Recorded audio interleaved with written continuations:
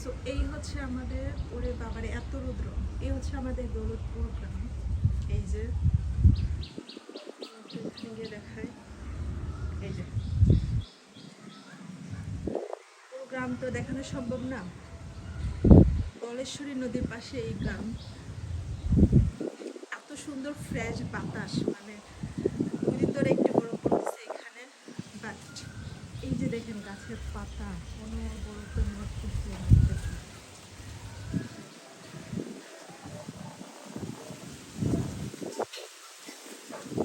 মানে আপনাকে গরম ফিল করতে দিবে না, শরীর অটোমেটিক্যালি ঠান্ডা হয়ে যাবে। নদীর পাড় থেকে 2 পাশে 2টা নদী, একদিকে মনে হয় শীতলক্ষা নাকি আরেকদিকে হচ্ছে ধলেশ্বরী। সো নদীর পাড় থেকে প্রচণ্ড বাতাস আসে, আর আসলেই হচ্ছে মন ভালো হয়ে যায়।